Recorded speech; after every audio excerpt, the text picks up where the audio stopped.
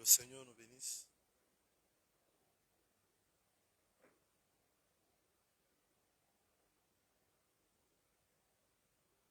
Apocalypse chapitre 5.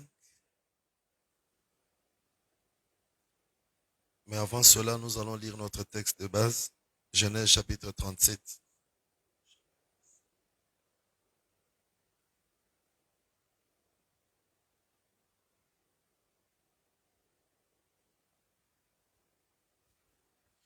Genèse chapitre 37, lisons le verset 5. Puis nous allons lire Apocalypse chapitre 5. Nous lisons au nom de Jésus-Christ. C'est lui qui a trouvé, dit Amen. 1, 2, 3. Joseph eut un songe et il le raconta à ses frères qui le haïrent encore davantage. Parole du Seigneur. Apocalypse chapitre 5. Apocalypse chapitre 5.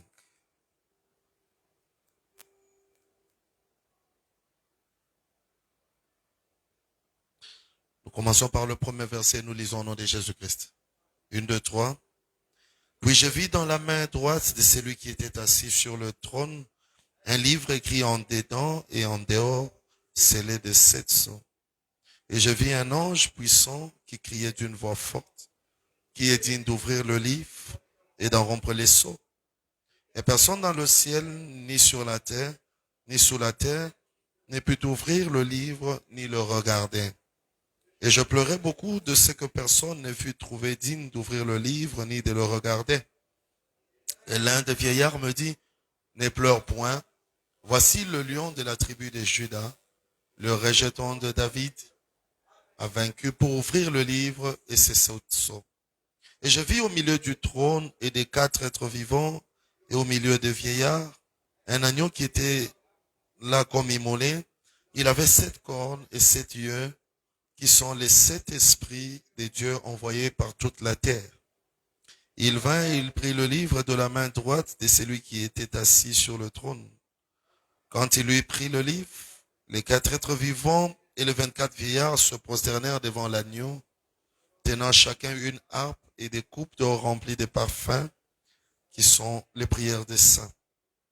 Et ils chantaient un cantique nouveau en disant, tu es digne de prendre le livre et d'en ouvrir les sceaux, car tu as été immolé et tu as racheté pour Dieu par ton sang des hommes de toute tribu, de toute langue, de tout peuple et de toute nation. Tu as fait d'eux un royaume et des sacrificateurs pour notre Dieu, et ils régneront sur la terre. Parole du Seigneur. Puisse le Seigneur bénir sa propre parole. La destinée et son interprétation. Voici le thème de cette semaine. Depuis mercredi, nous sommes en train de parler de la destinée. Que le Seigneur bénisse tous ceux qui sont là. Que le Seigneur se souvienne de tous ceux qui nous suivent au travers des réseaux sociaux. Je bénis Dieu, il y a notre bien-aimé qui nous a écrit et qui nous a appelés depuis le Cameroun. Et nous bénissons partout dans le monde où les gens nous suivent. Il sera encore mieux quand vous avez aimé cet enseignement de partager afin que le peuple soit béni partout où il se trouve et que l'évangile se retrouve jusqu'aux extrémités de la terre. La destinée et son interprétation. Le texte de base, c'est Genèse chapitre 37, avec l'histoire de Joseph, faiseur des songes selon ses frères. La Bible déclare qu'il eut un songe et il le raconta à ses frères qui le haïrent davantage. Et hier, mercredi, nous avions dit quel est ce songe-là qu'on peut raconter à ses frères, ses propres frères, juste à cause d'un songe qu'on puisse te haïr. Et nous avions compris que le songe de Joseph n'était pas n'importe quel songe. C'était la destinée ou la prédestination de la vie de Joseph. Parce que dans la suite, nous allons remarquer que tout ce qui avait été annoncé était arrivé comme prévu. Nous avions dit que la destinée ou la prédestination de Dieu, c'est tout ce qui a été prévu par Dieu d'avance. Diminuez un peu le son. Je parlais du clavieriste, s'il vous plaît. La prédestination, c'est tout simplement tout ce qui a été arrangé et préparé d'avance par le Seigneur. J'aimerais confirmer ce que j'avais dit ce matin. Le hasard n'existe pas. Je disais que le hasard n'existe pas. Rien n'arrivera par hasard. La bénédiction n'est pas une surprise, la bénédiction est une promesse. Ce qui arrivera dans notre vie, c'est ce que Dieu a promis. Et ce que Dieu a promis est tiré de ce qu'il a prédestiné. Dieu ne peut pas nous promettre des choses en dehors de ce qu'il a prédestiné. Donc les promesses sont un extrait de la prédestination. J'avais dit que la prédestination, c'est comme un réalisateur d'un film qui commence par écrire son film afin de le réaliser. La vie d'un homme est comparable à un film qui a commencé et qui s'est terminé. Le metteur en scène, le réalisateur, c'est lui qui a écrit le livre, c'est Dieu lui-même. Maintenant, Dieu, après avoir écrit ce qui va arriver dans notre vie, il peut nous le révéler s'il le veut. Que Dieu soit loué.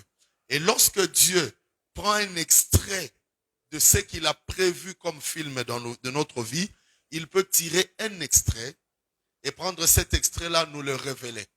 Comment est-ce que Dieu nous révèle la prédestination? Ça peut passer par la prophétie. Dieu peut envoyer un prophète, nous annoncer ce qu'il a prévu. Ça peut passer par des songes, comme ce fut le cas pour Joseph, où Dieu donne un extrait de la vie de quelqu'un. Ça peut être ce qui se vit ou ce qui arrivera. Dieu peut utiliser la conviction. Tous les canaux que nous connaissons, par lesquels Dieu parle, Dieu peut nous révéler ce qui est prévu. Le livre d'Apocalypse que nous avons lu, c'est aussi un extrait des choses qui arrivera. C'est lui qui les montrait à Jean, dit, monte ici, je te ferai voir et connaître ce qui arrivera dans la suite. Donc, la révélation de Dieu de notre vie, c'est tirer un extrait de la prédestination. Personne ne connaît personne ne connaît l'entièreté du film de ta vie. Tout prophète que le Seigneur enverra ne viendra qu'avec un extrait du livre de ta vie. Que Dieu soit loué. Voilà pourquoi tu ne dois pas être intimidé par une prophétie, parce que toute prophétie n'est qu'un extrait de la vraie vie de chacun. Faut-il mépriser les prophéties? Loin de là. Mais c'est seulement savoir que même le prophète que Dieu envoie te parler ne connaît pas ce qu'il dit. Même le prophète a besoin d'être révélé sur son message. Il arrive souvent qu'en tant que prophète, vous puissiez donner un message que vous-même vous comprendrez après. Que Dieu soit loué. Voilà pourquoi j'exige beaucoup d'humilité à tous ceux qui sont appelés au ministère prophétique. Que le Seigneur nous bénisse. Alors, celui qui a écrit le livre peut nous révéler par des extraits. Mais qu'à cela ne tienne, Dieu qui a écrit le film de notre vie, qui veut le mettre en scène et le réaliser, a besoin des acteurs. Le livre, je voulais dire le film, est déjà dans la tête du réalisateur ou de celui qui a écrit le livre, le film. Celui qui a écrit le film sait déjà que dans mon film, je parlerai de quelqu'un qui vit aux États-Unis, qui ferait un tour en Afrique, et puis je voulais dire quelqu'un qui vit en Afrique, qui ferait un tour aux États-Unis pour chercher une femme qu'il aime. C'est ça qui est dans sa tête. Mais lorsque le film est dans la tête du réalisateur, il ne fait pas autant plaisir au réalisateur que lorsque les gens découvrent ce film. Que Dieu soit loué. Celui qui a écrit son livre a plus de joie lorsque les autres lisent ce livre ou regardent ce film. Lorsque le réalisateur ne publie pas son livre, je voulais dire son film, le film ne reste que dans sa tête. Mais pour que le film soit regardé, il doit le mettre en scène. C'est-à-dire, il doit créer les scénarios, il doit recruter, faire le casting pour avoir les acteurs qui vont réaliser ce qui est dans sa tête. Et j'aime le Seigneur lorsqu'il rencontre Jérémie, il lui dit, je connais les projets que j'ai formés pour toi. Lorsqu'il dit, je connais les projets que j'ai formés pour toi, c'est une façon de lui dire, jusque-là, les projets que j'ai formés pour toi ne sont que dans ma tête. Je suis le seul à les connaître. Que Dieu soit loué. La prédestination, ce sont des projets que seul Dieu a et connaît. Mais il faut un acteur pour que ce que Dieu pense arrive. Voilà pourquoi il recrute Moïse. Il dit, Moïse, je suis descendu pour libérer le peuple. Mais il me faut quelqu'un. Le plan que j'avais donné à Abraham, c'est que je prendrai ce peuple et je l'amènerai à Canaan. Mais je veux des acteurs. Et notamment un acteur principal. Quelqu'un qui va exécuter mon plan. La prédestination est le plan de Dieu pour nous. La prédestination, c'est l'ensemble des projets de Dieu pour nous. Mais la question que nous nous posons ce soir, pourquoi si Dieu a prévu de bonnes choses, nous ne les vivons pas? Parce que nous disons que la prédestination ou la destinée de quelqu'un a une puissance. Et je vous avais dit ce que les hommes disent, nous avions bien voulu voyager avec lui, mais le destin en a décidé autrement. Et j'avais dit que le destin est plus puissant que même la prière. Parce que la prière a pour but d'accomplir le destin. Si Dieu nous demande de prier, c'est afin de réaliser ses promesses. Donc la prière fait partie des moyens qui nous aident à vivre les promesses de Dieu. Souvenez-vous du jardin d'Éden, lorsque Dieu le plante, il dit à l'homme, sécurise-le, garde et travaille-y. C'est-à-dire, si tu ne gardes pas, tu vas perdre. La prière nous permet d'avoir, de garder. Que le Seigneur nous bénisse. Alors, pourquoi ce que Dieu nous promet n'arrive pas? Je voulais dire pourquoi tout ce que Dieu a conçu à notre sujet. Pourquoi tout ce que Dieu a planifié n'arrive pas dans nos vies? Pourquoi les chrétiens, semble-t-il, ils ont tellement de promesses, mais moins d'exaucement? Pourquoi les résultats ne suivent pas les promesses de Dieu? Si Dieu avait déjà planifié que je serais marié, que j'aurais des enfants, je serais grand, j'aurais l'argent, pourquoi cela n'arrive-t-il pas? Et nous avons compris que la puissance de la destinée vient de deux sources. Ce que Dieu veut réaliser, il le réalise par deux choses. Par lui et par ses acteurs choisis. Que Dieu soit loué. Si Dieu termine la création pendant 5 jours et que le 6e jour, il n'achève pas par la création de l'homme, son plan ne sera jamais exécuté. Jésus lui-même dit, entrant dans le monde, tu n'as voulu ni sacrifice ni holocauste, mais tu m'as formé un. Alors, mais voici, je viens pour faire c'est-à-dire pour exécuter le plan. Dieu nous a donné un corps pour accomplir ou exécuter le plan de l'esprit. Dieu nous a donné un corps afin d'exécuter la volonté de l'esprit qu'il est. C'est pour ça que Dieu s'est pris lui-même, s'est déposé en nous, afin d'avoir l'esprit qu'il est et le corps que nous sommes. C'est à ce niveau-là, ou à ce moment-là, que nous ressemblerons à Dieu. Nous ne pouvons ressembler à Dieu que si nous avons le corps qu'il nous a donné, ainsi que l'esprit qu'il est. Je ne dis pas l'esprit qu'il nous a donné. L'esprit qu'il nous a donné, c'est le souffle. Mais je dis l'esprit qu'il est, c'est le Saint-Esprit. Donc Dieu, nous ne pouvons lui ressembler que si nous avons le corps qu'il nous a donné et l'esprit qu'il est. C'est ainsi que Jésus-Christ est le modèle parfait de la volonté de Dieu sur la terre. C'est-à-dire un corps qui appartient à un homme dans lequel habite l'esprit qui est Dieu. Et il dit, ce corps est le temple du Saint-Esprit. C'est-à-dire, ce corps, en réalité, il est à toi, mais il n'est pas à toi. Lorsque Paul dit, est-ce que vous savez que votre corps est le temple du Saint-Esprit? Il voulait dire, votre corps ne vous appartient pas. Parce qu'il dit que le corps de l'homme est pour la femme.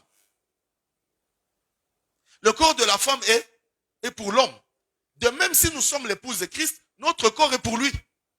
Notre corps ne nous appartient plus. Beaucoup de gens échouent dans la vie parce qu'ils utilisent leur corps. Or, notre corps, c'est le corps de Jésus. Celui qui doit utiliser notre corps, c'est Dieu. C'est pour ça qu'il dit que ceux seulement qui sont conduits par l'Esprit peuvent être appelés fils de Dieu. Parce que être conduit par l'Esprit, c'est comprendre que ton corps n'est pas à toi. Celui qui est conduit par l'Esprit, c'est celui qui n'a plus de volonté. Il dit oui même quand il ne veut pas. Il fait des choses qui ne lui plaisent pas, tout simplement parce que ça plaît à Dieu. Lorsque on veut plaire à Dieu, il faut commencer par combattre tout ce qui nous plaît, mais qui ne plaît pas à Dieu. Lorsque dans votre vie d'enfant de Dieu, vous ne faites que ce que vous pouvez faire, vous le faites pour vous. Quand est-ce qu'on commence à faire des choses pour Dieu? C'est quand on commence à faire même des choses qu'on ne pouvait pas faire, mais juste pour Dieu. Quand est-ce qu'on ressemble à Dieu? C'est quand on a notre corps dans lequel habite l'Esprit qui est Dieu. Que le Seigneur nous bénisse. Maintenant, Dieu a un plan, mais un plan qui ne doit s'accomplir que par nous. C'est ainsi qu'il est écrit qu'avec Dieu, nous ferons des exploits. Beaucoup de gens sont venus à l'église pour contempler les exploits de Dieu. Or, Dieu ne fait pas les exploits sans nous. C'est avec Dieu qu'il y aura des exploits. Je viens dire à quelqu'un ce soir, n'attends pas des choses qui vont arriver dans ta vie. Ces choses arriveront avec toi. Oh. Les bénédictions de Dieu, je voulais dire, sont des promesses qui se matérialiseront par l'aide de Dieu et de nous. Dieu dit dans sa parole, le fruit du ventre est une récompense. Je voulais dire, est un don. Donc, les enfants qui sont dans le ventre d'une femme, le mari dit que c'est son enfant, mais Dieu dit aussi que c'est son enfant. Demandez à Joseph, il va vous expliquer ça. Lorsqu'une femme est enceinte, l'enfant qui est dans son ventre, Dieu dit que c'est son enfant. Votre mari dit aussi que c'est son enfant. Qu'est-ce que je voulais dire? Dieu met l'enfant dans le ventre d'une femme, mais ne jettera jamais la salive à sa place. Dieu ne porte jamais les caprices d'une grossesse. Dieu met l'enfant dans ton ventre. Mais celui qui doit endurer 9 mois, c'est toi. Les bénédictions et les promesses de Dieu sont des grossesses. C'est Dieu qui les place dans notre vie. Mais c'est à nous de supporter les caprices. Encourage-moi, je sens l'esprit commencer à m'inspirer des choses. Il y a beaucoup de chrétiens, au lieu de supporter les caprices, ils sont capricieux. J'ai dit que je commence à sentir l'onction de Dieu monter. Encourage-moi avec un amen que j'annonce l'évangile. Je dis ceci, il y a des chrétiens qui sont enceintes des promesses et des bénédictions. Mais au lieu de supporter les caprices de la bénédiction, ils veulent être capricieux devant Dieu. Lorsque Dieu dit que tu seras grand, tu dois supporter les caprices de la grandeur. Quels sont les caprices de la grandeur? C'est un homme qu'on appelle grand. Je voulais dire, c'est un homme qu'on appelle grand et père d'une multitude, mais qui souffre pour avoir un seul enfant. Tu n'as pas compris ça. Quelqu'un qu'on appelle père d'une foule, d'une multitude. Lorsque Dieu lui donne la prédestination de ses enfants, il lui dit, compte les étoiles si tu peux. Il dit, tu vois, le sable du bord de la mer, mais ça, c'est ta postérité. Tu auras tellement des enfants. Mais le problème, c'est qu'Abraham supporte les caprices de la grossesse. La grossesse de la grandeur peut être le contraire de ce qui est promis. Si tu ne comprends pas ce que je dis, toi-même, tu vas prendre ta destinée, tu enterres. Tu dis à Dieu, je ne crois plus en ce que tu avais dit, Mina Biach. Je rentre dans le monde. J'ai beaucoup prié, je n'ai rien vu. Merci beaucoup. Au revoir. Il y a beaucoup de chrétiens qui ont dit au revoir. Pasteur, j'ai beaucoup prié. Toi, tu m'avais dit que 2 ans, c'est trop, je vais me marier. Jusqu'à là, je ne vois rien. Parce que tu n'as pas compris que Dieu n'aimait que la grossesse. Ne dépose que l'enfant. Mais Dieu, son ventre ne se déforme pas par le bébé. Dieu plante le jardin, mais il ne cultive pas le jardin. Adam, si tu veux vivre le fruit du jardin, cultive. Dieu plante. Les caprices de la grandeur, c'est lorsque tu acceptes les douleurs qui précèdent le bonheur. Les caprices de la grossesse de la bénédiction, c'est lorsque tu commences à supporter les douleurs qui précèdent le bonheur. Et toi là, tu es là, tu dis non, je veux avoir une grande église. Mais déjà, tu ne supportes même pas de travailler sous pression. Un peu de makelele de la part de ton pasteur. Et puis tu demandes à Dieu, fais de moi une grande personne. Oh non, Seigneur, fais de moi une autorité dans cette ville. Toi, tu connais ce que les autorités. Vous savez, les autorités sont terribles. Une personne qui arrive au pouvoir, qui n'a rien fait, on lui colle un nom. Manamongara, toi, c'est moi. Papa Bichezesh. Anana kila nafanya. Les injures nuit et jour. Vous savez, quand on vous donne le pouvoir, vous avez un opposant que vous ne connaissez pas. Il s'oppose à vous, pourquoi? On ne sait pas. Le combat de la destinée. Si tu n'es pas prêt à supporter les remarques, les petites remarques et même la petite pression que j'exerce sur toi, pourquoi tu veux devenir grand? Toi, tu aimes répéter quand tu veux. Tu n'aimes pas qu'on te gronde à la répétition. Tu n'aimes pas qu'on te gronde parce que tu es en retard. Et puis tu dis à Dieu, fais de moi une grande star planétaire. Si tu ne sais pas supporter les caprices de ce que tu cherches, si tu ne sais pas supporter les douleurs de l'enfantement, demande à Dieu de retirer l'enfant. Il y a beaucoup de chrétiens ici qui ont enterré ou qui ont connu des avortements de destinée. Tout simplement parce qu'ils ne savent pas supporter les caprices. Je dis ici les caprices, c'est quoi? Les caprices, c'est quelque chose qui t'arrive, qui te fait croire que tu es perdu alors que tu es sur le bon chemin. Les malaises que l'enfant te donne dans le ventre, si tu n'es pas une femme solide, tu risques de penser que tu es en train de mourir alors que tu es en train de donner la vie. Si pour donner la vie, une femme souffre, donc toute vie ne vient que de la mort. C'est pour ça que Jésus ne nous a pas sauvés en ressuscitant Lazare. C'est en donnant sa vie. C'est lorsque Jésus perd sa vie que nous avons la vie. Heureusement pour lui, il est ressuscité. Donc, supporte les caprices de la grandeur, de la bénédiction que tu cherches. Dieu peut te donner un patron qui est une bénédiction pour toi et qui est aussi colérique. Dieu peut te donner un pasteur qui est une bénédiction pour toi, mais qui est dur à vivre. Qu'est-ce qu'il faut faire pour réussir la vie? Il faut savoir que toute banane ne viendra qu'avec la peau.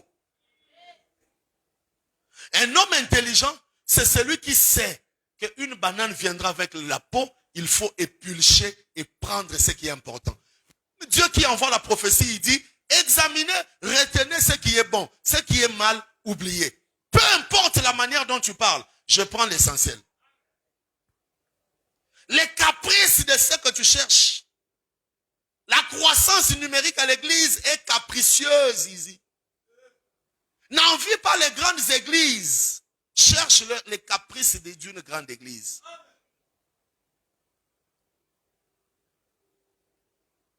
Tu veux te marier? Supporte les caprices du mariage.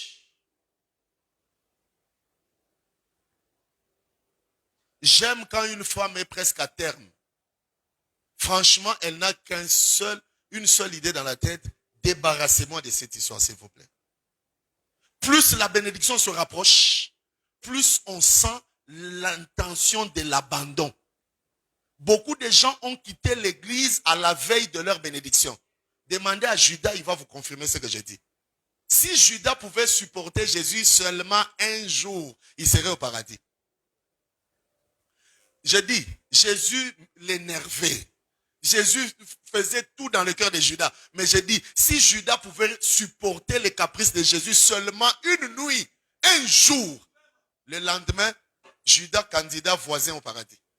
Beaucoup de gens ont quitté l'église à la veille de leur bénédiction. Pourquoi? Parce qu'ils ont pensé que Dieu viendra leur donner la bénédiction. Écoute-moi très bien.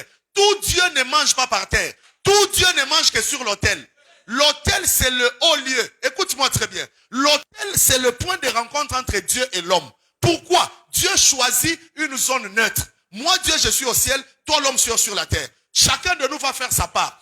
tu montes vers moi, je descends vers toi. L'autel, c'est l'élévation de l'homme associée à la descente de Dieu. L'autel, c'est lorsque Dieu descend, accepte de descendre, mais il dit à Moïse, Moïse, moi je veux descendre, mais je n'entrerai pas en Égypte. Il dit, Moïse, je veux descendre, mais je vous donne un signe que c'est moi. Quand je descendrai, je n'entrerai pas en Égypte. Vous allez venir m'adorer sur cette montagne. C'est-à-dire, moi je viendrai sur la montagne. Il voulait dire, je descendrai sur la montagne. Vous viendrez à la montagne. Vous monterez. Si tu veux que Dieu vienne sur la terre, il ne viendra pas. Et je te confirme que Jésus m'a dit que je vous rencontrerai à mon retour sur l'autel. Parce que quand Jésus va revenir, il ne touchera plus la terre. Nous irons le rencontrer dans les airs. La pensée de Dieu, ce n'est pas qu'il descende jusque là où tu es. Mais la pensée de Dieu, c'est que tu montes sur les lieux de la rencontre. Le Jésus qui te rencontre dans la chambre haute ne te laissera que la paix.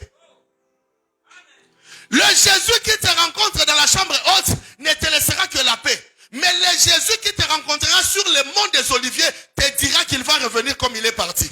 La promesse de Dieu s'accomplit lorsque l'homme monte, Dieu descend.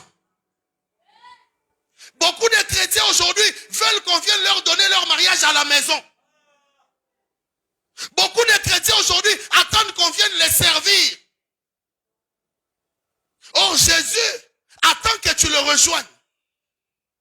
Si tu ne montes pas, Dieu n'arrivera pas. Il viendra, mais il se limitera quelque part. Qui ne sera pas enlevé, c'est celui qui ne sera pas capable de monter. L'enlèvement dépend de la montée. L'église doit vous préparer à apprendre à voler. Que le Seigneur se souvienne de sa parole. Pourquoi les destinées ne se réalisent pas? Parce que le verset qui dit, avec Dieu nous ferons des exploits disparus. Même dans nos prières, nous demandons à Dieu de faire. Je viens de dire à quelqu'un aujourd'hui, dans tes prières, ne demande plus à Dieu de faire. Dis à Dieu, viens qu'on fasse. Seigneur, viens qu'on travaille sur mon mariage. Seigneur, viens qu'on travaille sur mon ministère. Seigneur, Moïse, Dieu lui dit, je te donne les tables, mais je ne les donne pas par terre. Les tables, on les donne à la montagne. Moïse, je veux te rencontrer, viens à la montagne, moi je descends. Dieu descend un peu, l'homme monte un peu, finalement c'est l'autel. Mais beaucoup de chrétiens ne réussissent pas avec Dieu. Pourquoi? Par rapport à l'histoire que nous avons lue. Le plan de Dieu est là. Je veux sauver l'humanité, Jean 3,16. J'aime le monde, je donne mon fils. Mais Jésus dit, Dieu dit, mon fils unique. Écoutez, Église du Seigneur, je vais choquer quelqu'un. Ce n'est pas grave. Pourquoi Dieu appelle Jésus mon fils unique? Pourquoi Jésus est le fils unique? Alors que le livre de Jean a été précédé par le livre de Job. Et dans Job, Dieu dit dans sa parole, les fils de Dieu étaient réunis, Satan vint parmi eux. Dans le livre de Job, on confirme qu'il y avait les fils de Dieu au ciel. Mais pourquoi quand Jésus vient sur la terre, on l'appelle fils unique de Dieu?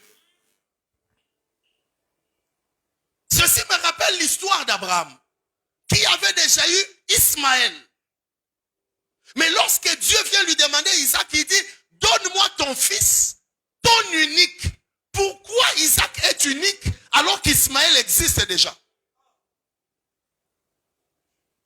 Pourquoi Jésus est fils unique de Dieu alors que les fils de Dieu se réunissent? La réponse est simple. Même sur la montagne de la transfiguration, lorsque Élie et Moïse descendent, Pierre sort une idée que Dieu n'a pas aimée. Il dit, construisons un temple pour Élie. Or, le temple est un homme. L'apôtre Paul, comme je le disais précédemment, a dit, votre corps est le temple du Saint-Esprit. Construire un temple pour Élie, c'est faire d'Élie le Saint-Esprit. Or, Élie n'a pas le Saint-Esprit, Élie n'a que l'Esprit. Ah. Élie n'a pas le Saint-Esprit. Je voulais dire, Élie n'est pas le Saint-Esprit. Élie n'a que l'Esprit. Parce qu'on dit que Jean-Baptiste travaillera avec l'Esprit d'Élie. temple pour Moïse? Parce que le temple est un homme. Si sur la montagne de la transfiguration, Dieu avait accepté, on aurait 3 Saint-Esprits. J'avais dit que je voulais choquer quelqu'un. Jésus est appelé fils unique. Pourquoi? Parce que l'ange qui parlait, qui a poussé Jean à pleurer, a dit, qui est digne? Il dit, j'ai vu un ange puissant qui criait d'une voix forte. Qui est digne d'ouvrir le livre? Qui est digne? Le livre de la vie. Ton histoire a été écrite. Mais Dieu se plaint, il dit, qui est digne d'ouvrir ce livre? Qui est digne d'assumer les caprices de la bénédiction? C'est la personne que le Seigneur cherche ce soir. Et Jésus est fils unique de Dieu, tout simplement parce qu'il était unique dans sa façon d'accomplir la volonté du Père. Jésus était unique dans sa façon d'obéir au Père. Jésus était unique dans sa façon d'éviter et de ne pas pécher. Jésus était unique dans sa façon d'accepter de mourir pour les autres. Jésus était unique dans sa manière d'être, dans sa manière de faire, dans sa manière d'avoir. Il était l'unique. Il n'était pas unique comme le seul. Isaac était unique parce que Ismaël était un enfant, Isaac était un holocauste. Isaac était le fils unique parce que Ismaël était un enfant, Isaac était une offrande.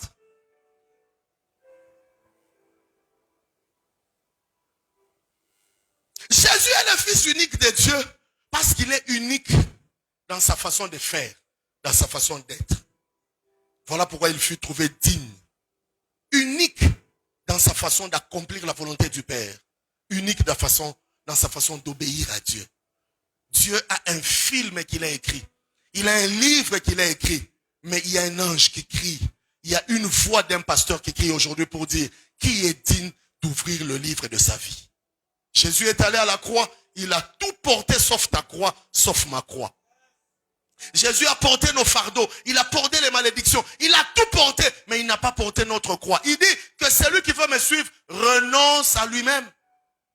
C'est quand on renonce à nous-mêmes que nous devenons uniques. Parce que tout le monde aime sa vie. C'est ce que Satan a dit à Dieu. Peau pour peau. Tout le monde donne tout ce qu'il a pour sa vie.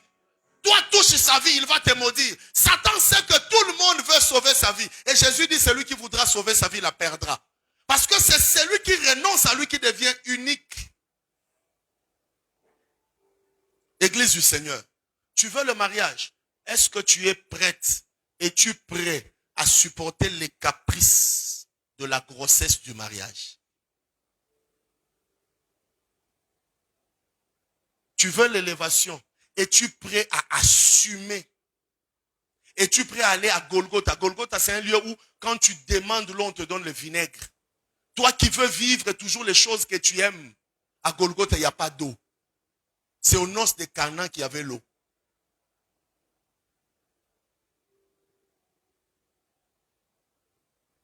Ne confonds jamais le commencement du ministère de Jésus et la fin de son ministère. Or, Dieu dit que mieux vaut la fin que le commencement. Tu veux être un grand médecin, tu veux être un grand homme d'affaires. Es-tu prêt à supporter les caprices de la grossesse des hommes d'affaires ou des affaires? Avec Dieu, nous ferons. Mais dans toutes les prières, il y a Seigneur, donne-moi. Seigneur, fais pour moi. Seigneur, fais pour moi. Il n'y a qu'un mauvais parent qui fait les devoirs à la place de ses enfants. Un vrai parent assiste ses enfants dans leur manière de faire leurs devoirs. Dieu est un bon père. Dieu veut t'assister dans ta manière de résoudre les problèmes.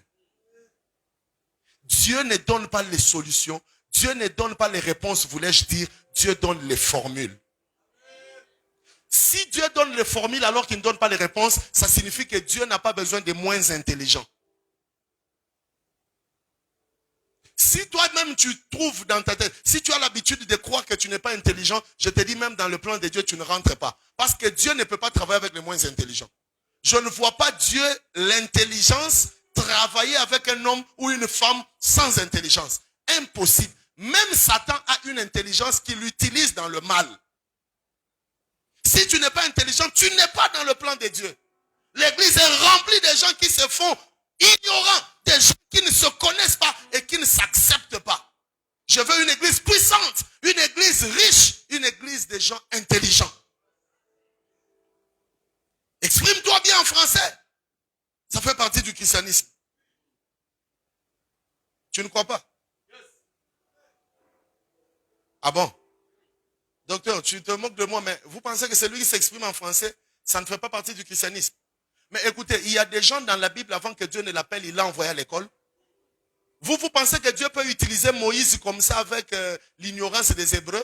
C'est un monsieur qui doit apprendre des choses dans la maison de Pharaon. Parce qu'on n'écrit pas la Bible si on n'est pas Paul.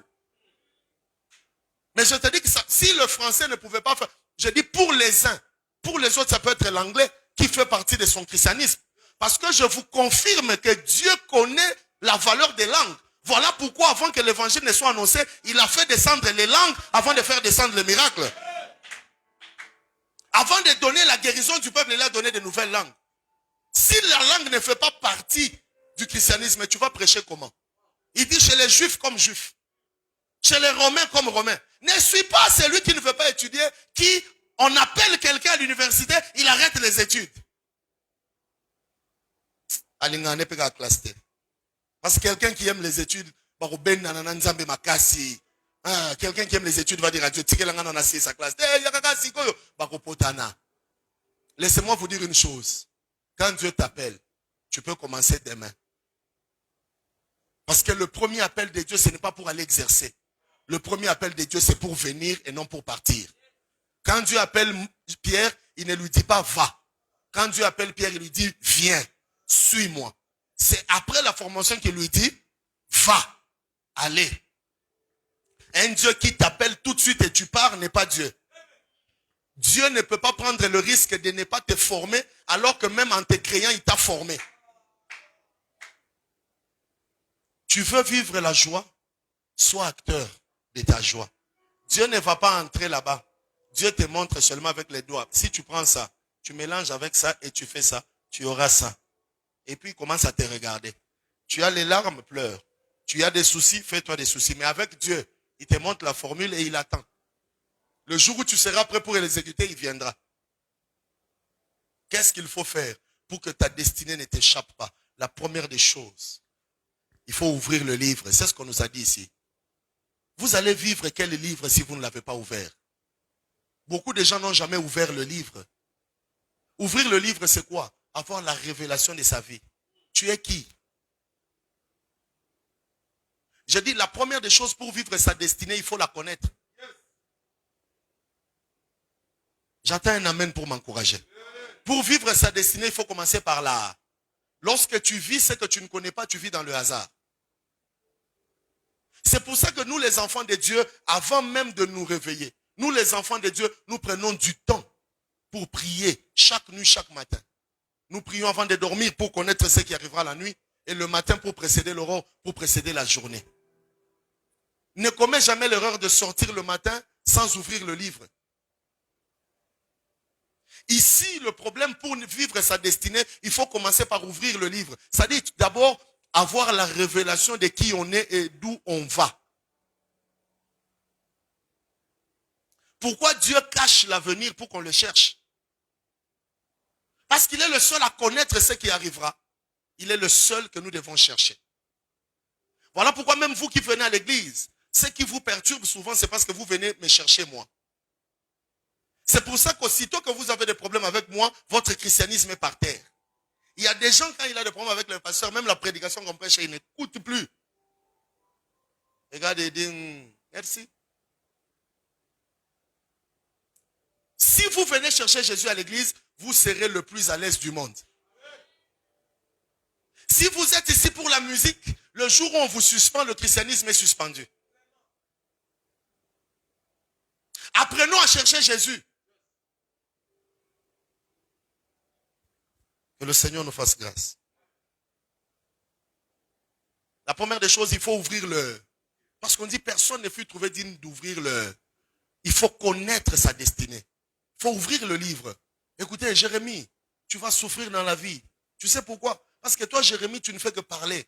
Mais moi, je t'informe que toi, là, tu n'es pas musicien, tu n'es pas bourgmestre, tu n'es pas pilote. Jérémie, j'étais établi prophète des nations quand tu étais encore dans le sein de ta mère là, quand tu n'as pas encore ouvert le livre, tu peux combattre toi-même ta destinée ou alors ta destinée peut te combattre. Certaines choses que nous demandons à Dieu, nous les demandons en ignorant où nous allons et qui nous sommes. Si tu n'as pas encore compris ce que tu dois être, toutes tes prières sont fauchées, biaisées et ont déjà échoué. Voilà pourquoi Dieu dit que faute de connaissance, il n'y a pas la vie. Je répète encore, lorsque tu ne connais pas ta destinée, tes prières sont déjà dans l'erreur. Parce que ce sont des prières de tâtonnement. Écoutez ce qui est écrit. Un enfant naîtra et c'est lui qui commencera à délivrer Israël des mains des Philistins. Samson n'est pas né pour aller dans la boîte de nuit. Samson n'est pas né pour aller dans les salons de coiffure. Samson est né pour délivrer Israël. Tu peux être évangéliste, mais tu te retrouves dans les mining. Voilà pourquoi tout est compliqué. Les amis qui gagnent moins que toi évoluent. On te paye un bon salaire, mais tu n'en fais rien. Aide-moi à demander aux voisins, même à celui qui me suit de loin. Pose-toi la question. Qui es-tu? Demande un peu à celui qui est à tes côtés. Qui es-tu?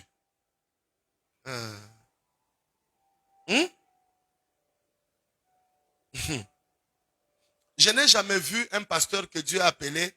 Il lui dit, tu es pasteur. Il dit, merci Seigneur. Les vrais pasteurs, quand on lui dit, tu es pasteur, il dit, en tout cas, Daddy, les vraies promesses de Dieu sont toujours contraires à nos désirs. On dit, Osa maman pasteur, hey!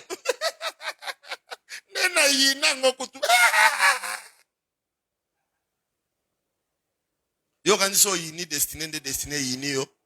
Destiné za sonzo so ese kangyo. Okimela wapi.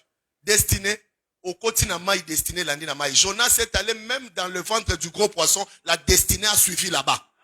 Quand tu es appelé, tu es appelé. Ce soir, arrête de perdre beaucoup de temps. Demande à Dieu qui es-tu. Même quand tu fais le choix du mariage là, c'est sur base de quelle destinée? Tu sais, si tu veux épouser un homme de Dieu, je t'en supplie, commence déjà à lire la Bible. Tu seras en retard demain. Tu seras une maman pasteur ou kukumbele, Jean 3,16 ninin. Nibunga. Il y a beaucoup de gens qui se sont trompés parce qu'ils ne savent pas. Ils n'ont jamais ouvert le livre. Je déclare ce soir que le livre de ta vie soit ouvert. Que quelqu'un jette un œil par la révélation ce soir pour découvrir qui il est, où il va. Et qu'est-ce qu'il doit faire? Vous savez, si j'avais accepté dès le premier jour quand Dieu me disait que je serais pasteur, j'aurais dû gagner beaucoup de choses. Vous savez, il y a 2 fois Dieu vous utilise, mais vous lisez rapidement la Bible. Hein? Tous les chapitres là que vous n'aviez pas lu là. Nzambe na bomoy. Babengi biswapi. Conférence en na banani. Maman na ngaye. Na ba papa Marcel. Oh, nani msote papa Tom. Yes, na bomoy. Thème zanine. Fête des tabernacles. Tabernacle les anines. Parce que tout ce temps, quand Dieu lui disait qu'il est pasteur, lui, il jouait au clavier. Tu vois comment Luka tabernacle. Oui, tabernacle, on Luka what?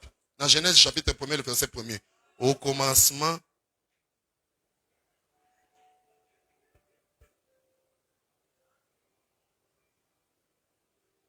Dieu a-t-il parlé à quelqu'un ce soir? Qui es-tu? Et vous savez quoi? Le diable a volé ce genre de prières dans nos têtes. Vous voyez quelqu'un qui rentre dans la Bible. Seigneur, tu avais dit qu'il n'est pas bon que l'homme soit seul. Tu avais dit qu'il n'est pas bon que l'homme soit seul. Maintenant, je suis seul, mais je suis un homme. Mais non. Qui t'a dit que tu es homme? Peut-être que tu n'es pas homme. Peut-être que tu es Jésus. Jésus n'est pas un homme. Jésus, c'est l'homme. Dieu a dit qu'il n'est pas bon que l'homme soit seul. Mais Jean-Baptiste était seul. Est-ce que tu es un homme ou tu es Jean-Baptiste? Beaucoup de nos prières n'aboutissent pas parce qu'elles ne sont pas basées sur la révélation de la destinée. Le livre est fermé. Il y a beaucoup de gens qui lisent, qui prient avec des Bibles fermées. Il y a beaucoup de gens qui prient avec des livres fermés. Tu sais, quand tu pries Bible fermée, quand tu pries Bible fermée, c'est comme un aveugle qui est déterminé à sortir. Lorsque tu pries avec une Bible fermée, c'est comme un aveugle qui marche, qui est vraiment déterminé. Arrête-toi, il dit jamais. La première des choses, que Dieu ouvre le livre, que tu vois qui tu es. Nazalaranani. Je te parle de 3 choses rapidement et on termine par la dernière, on prie. La première des choses, dans le livre qui s'ouvre, je te parle de l'avenir.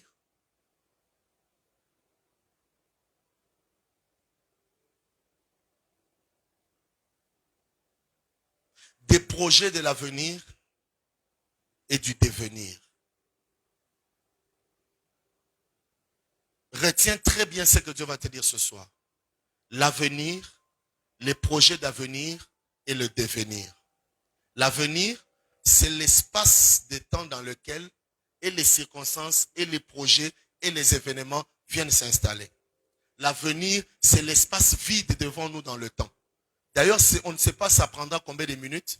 C'est un espace vide devant nous, de temps. C'est ça l'avenir. Les projets d'avenir, c'est ce que nous voulons devenir dans cet espace de temps à venir. Quelqu'un est-il en train d'écouter ce que l'Esprit dit? J'ai dit, nous avons premièrement là, l'avenir, et puis nous avons les projets d'avenir, enfin nous avons le devenir. L'avenir, c'est l'espace vide de temps qui est devant nous. Et voilà pourquoi je vous confirme que dans l'avenir, tout peut arriver. Parce que l'avenir est vide. Écoute ce que la Bible déclare, pasteur Daniel. Dieu crée les luminaires. C'est pas moi, Dieu sépare la terre des eaux. Dieu fait ceci. À la fin, on dit toujours, il y eut un soir, il y eut un matin. Comme pour dire, dans cet espace de temps, Dieu a rempli cet espace du soleil, des étoiles et de ceci, cela. L'avenir est un espace vide devant nous. Qu'est-ce qui arrivera dans l'avenir? C'est ce qu'on y mettra. Les projets d'avenir, c'est ce que nous souhaitons vivre dans l'avenir. Les projets d'avenir, c'est ce que nous voulons voir dans l'avenir. Le devenir, c'est la matérialisation de nos projets dans l'avenir. L'avenir nous est donné par Dieu. Les projets, nous les apportons. Dieu sélectionne. Le devenir, c'est Dieu et nous. Conclusion de la prédication. Si tu ne me donnes pas un amen, je reprends. L'avenir, seul Dieu nous donne ça. Parce que tu ne peux pas vivre si Dieu ne le veut pas. Dieu nous donne un avenir. Il dit, je connais les projets que j'ai formés pour toi. C'est afin que tu puisses avoir un avenir. Sans Dieu, il n'y a pas d'avenir. Même si tu as de belles promesses, sans l'avenir, les promesses ne s'accompliront jamais. Parce que les promesses s'accomplissent dans l'avenir. L'avenir, c'est le temps que Dieu nous donne pour vivre. L'avenir, c'est ça même la vie possible. Et ça, il n'y a que Dieu qui nous donne. Les belles promesses ne viennent que de Dieu. Même ta maman ne peut rien faire pour toi. Il n'y a que Dieu qui peut te promettre des choses. Parce que tout appartient à Dieu. Le mariage appartient à Dieu. Les véhicules appartiennent à Dieu. Écoutez-moi très bien. Peu importe le nombre de fabricants de voitures sur cette terre, Dieu connaît tous les véhicules qui sont sur cette terre. Et s'il ne permet pas, même si ton père te dit, prends cette Jeep, tu ne la prendras pas. Quelqu'un n'a pas compris ça. Peu importe le nombre de mariages sur la terre, personne ne s'est marié au hasard. Même un païen ne se marie pas au hasard. C'est quand Dieu décide qu'il y a mariage. Même un féticheur ne réussit pas dans son travail par hasard. Un coiffeur ne fait pas tomber les cheveux. C'est Dieu qui permet que le coiffeur le fasse. Aucune lame de rasoir ne peut enlever les cheveux. C'est Dieu qui enlève les cheveux avant que la lame ne touche les cheveux. Donne-moi un amen et Dieu devient encore, il reste encore le plus puissant. L'avenir, c'est l'espace qui est devant nous. Les projets d'avenir, c'est notre prière. Ce sont nos souhaits. C'est notre volonté. Nous venons avec les projets devant Dieu. Dieu va sélectionner. Il va dire de tout ce que tu as demandé dans la prière, voici ce qui va arriver. Parce que ça, c'est ce que j'avais prévu. La prière ne change pas le plan de Dieu. Mais la bonne prière rencontre le plan de Dieu. Alors écoutez très bien. Lorsqu'une prière change la volonté de Dieu, donc Dieu avait une volonté que la prière change sa volonté. Les projets d'avenir, nous venons avec, c'est ça nos prières. Seigneur, je souhaite que tu me donnes. Seigneur, je veux. Seigneur, si possible. Seigneur, si tu le veux. Seigneur, si tu le veux. Dieu donnait tout à Jésus. Jésus demandait la résurrection de Lazare, Dieu donne. Jésus demande, Père, je te loue, multiplie le pain, Dieu donne. Jésus va aux noces de Cana, change l'eau en vin, Dieu donne. Un jour, Dieu est surpris, Jésus lui dit, éloigne la coupe. Dieu lui dit, ça, ce n'était pas prévu dans l'avenir. C'est un projet que je ne peux pas exaucer. Parce que ça travaille contre mon plan. Tout ce que tu demandes à Dieu qui travaille contre lui, il ne l'exaucera jamais. Dieu dit, Jésus, je t'aime bien. Tu es mon fils unique en qui j'ai placé toute mon affection, mais toute mon affection ne travaille pas contre moi. Et Jésus dit, ok, tant mieux, mais que ça soit ta volonté. Dieu dit, ok, j'annule. Il y a des requêtes que nous envoyons au ciel, mais que Dieu déclasse. Il y a des requêtes que nous envoyons dans la prière, Dieu annule. Maintenant, ce que Dieu approuve, on dit, il y a plusieurs projets dans le cœur de l'homme, seul le dessein de Dieu s'accomplit. Le dessein de Dieu, ce que lui accepte d'arriver dans ta vie, malgré que Dieu l'a accepté, ça n'arrive pas toujours. C'est ça le problème. Il dit, je souhaite que tu prospères à tous égards, mais nous ne prospérons pas tous. Lorsque tu présentes tes requêtes, Dieu approuve une des requêtes, ou toutes les requêtes. Il dit, je suis d'accord, je t'exauce. Mais Abraham, tu auras l'enfant l'année prochaine, mais à condition que tu y travailles avec ta femme. Ce que Dieu veut que ça arrive dans ta vie, le seul vouloir de Dieu n'accomplit pas cela. Quand Dieu dit ça se fera, donc il est d'accord, la dernière des choses c'est le devenir. Le devenir, c'est ce que tu fais pour être. Dans le devenir, il n'y a pas Dieu seul. Dans le devenir, il y a Dieu et l'homme. Nous mettons nos forces ensemble. Moi dans le spirituel, toi dans le physique. Tu as une forte fièvre, je t'impose les mains. Ça baisse instantanément, nous disons gloire à Dieu, c'est ce qu'on appelle guérison miracle. Si ce n'est pas une guérison miracle, c'est une guérison quoi?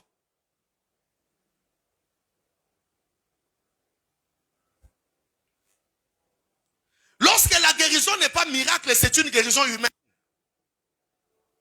C'est-à-dire, je prie pour toi que la fièvre baisse. Elle baisse sur place, guérison miracle. Elle ne baisse pas sur place, papa, pharmacie, paracétamol. C'est la guérison de Dieu en passant par les hommes. Il ne faut pas mettre la foi là où il faut mettre le sérieux. Sois sérieux, frère. Ou on a fièvre, ou on a paracétamol, on a imani. Pourquoi mettre la foi là où le paracétamol peut résoudre les problèmes? J'ai la fièvre, je me retrouve là où il n'y a pas de paracétamol, j'invoque le miracle. Mais il y en a dans la maison. D'ailleurs, pour le moment, nous avons sa plaquette, c'est 250 francs, 500 francs. Pourquoi toi tu veux mettre le miracle à ta saïsa, écoute, à l'oba? Pour un miracle, et l'autre est comme partout. Hein? Bah, il y en a pas sardine, c'est un miracle à l'obi. Ah, binopé. Miracle, ni les arbres. Lucas 2000 francs sont pas sardines. Si la guérison n'est pas miracle, c'est une guérison normale, humaine.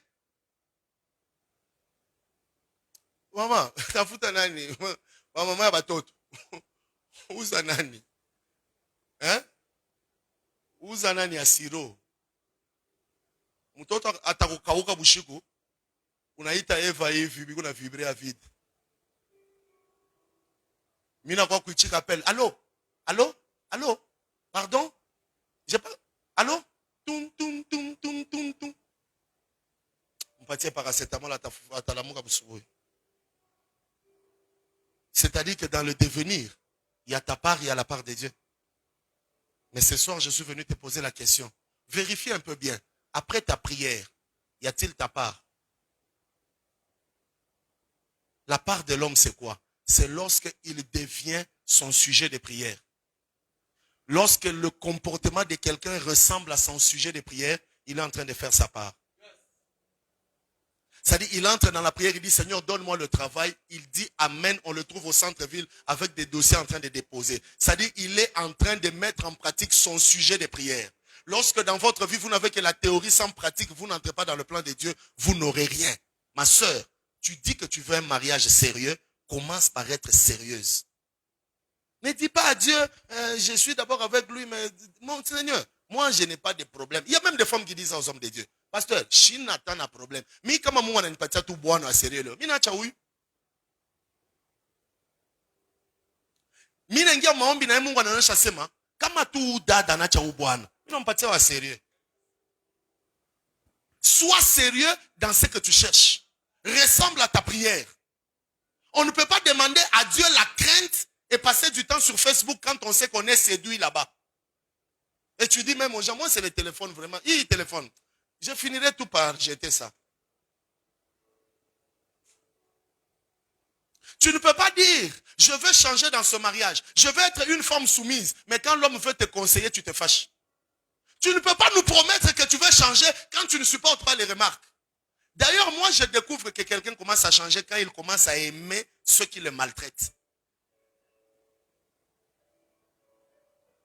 Mais quand on commence à toucher tes points compliqués là, même ton humeur change.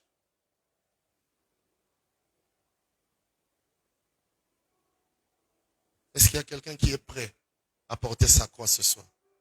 Tu veux devenir quelqu'un? Est-ce que tu es prêt à supporter les caprices? Ce que tu deviendras ne viendra pas du ciel. C'est l'association entre le ciel et la terre. Tu veux être une grande dame d'affaires. Au-delà du courage, tu dois avoir l'économie. Tu veux te marier, mais apprends d'abord à dépenser moins. Je dis toujours à mes enfants, il y a l'argent dans la vie qu'on ne trouve pas facilement. 50 $, 100 $, 500 $, 1000 $, selon les moyens de chacun. Il y a des gens ici, il a la facilité de trouver 1000 $ par mois, mais il lui est difficile de trouver 10 000. Il y a des gens dans la vie, ils trouvent facilement 30, 20, 40 $, mais ils trouvent difficilement 100 $. Si tu es dans cette catégorie-là, tu sais que tu trouves difficilement 100 $, le jour où tu trouves 100 $, fais vraiment avant. Parce que dans la vie, on ne peut gagner la vie que quand on touche les montants qu'on ne touche pas d'habitude. C'est là qu'il faut mettre tous les projets. Tu touches difficilement 300 $. Et Dieu te donne du coup 300. Tu dois te dire, comme j'ai eu ces 300, je sais déjà que ce n'est pas chaque jour que je trouve ça. On investit sérieusement dans ces 300. Et qu'est-ce qu'il faut faire? Il faut déjà dans la vie avoir des projets au-delà des moyens. En disant, le jour où Dieu me donnera 1000, je ferai ça. Le jour où Dieu me donnera 3000, j'achèterai ça. Le jour où Dieu me donnera 5000, je ferai. Le jour où tu as les 5000, ne réfléchis même pas, ne parle pas, enlève la dîme, l'action de grâce, acquitte-toi de tes engagements, vite fait, achète ce que tu voulais. Tu ne deviendras rien si tu ne te lèves pas aujourd'hui. Sacrifice. Sacrifice. Sacrifice. Acclame pour le Seigneur.